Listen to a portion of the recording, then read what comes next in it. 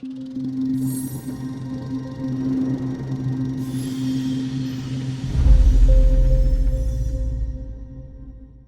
name is Matt Dombrowski. I'm an assistant professor in the School of Visual Arts and Design, and I'm the 2018 Dziuban Award winner.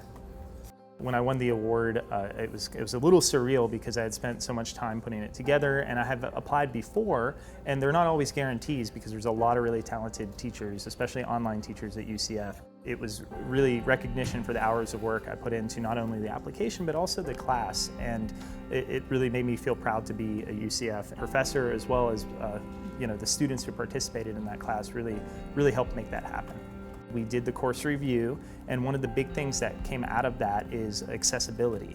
And so I went through and I really revamped the course from an accessibility standpoint to make sure that I was using proper tags and proper font choices and things like that to make sure that the course was better for everyone. So actually that review process made all my courses better, and not only just online, but mixed mode and really any time I used an online modality.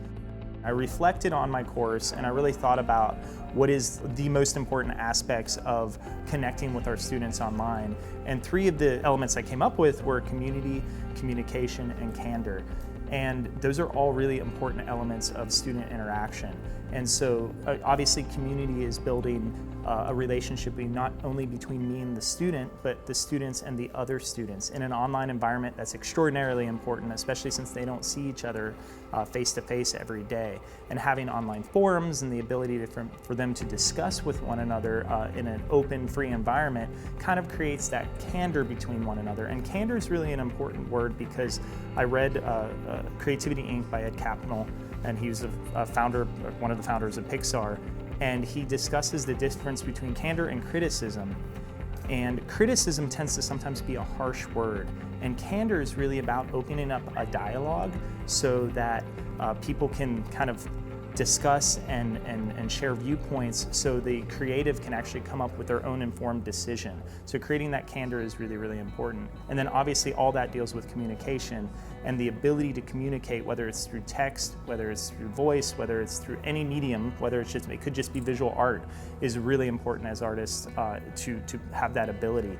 I also do what I call the Hall of Awesomeness, which is another kind of way to build community where at the end of every project, I put up a kind of reflection point where they can see not necessarily the A projects, but the projects that kind of really started to grasp what the objectives were.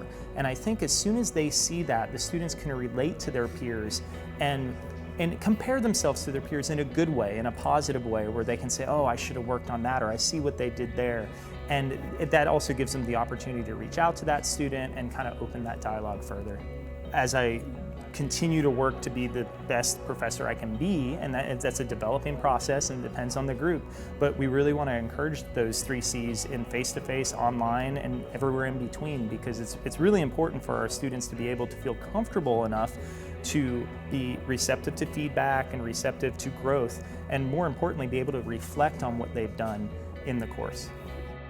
It's really important for my students to become digital citizens. So there are tons of videos on my course. They learn how to push buttons, but the more important reason is they can learn to push buttons anywhere, but why are they pushing those buttons? And more importantly, who are they going to be pushing them for? For instance, here at Limitless, that I can have artists and engineers and computer scientists all come together to create really impactful pieces of work that help other people. And to have an artist on the same playing field as an engineer is really important.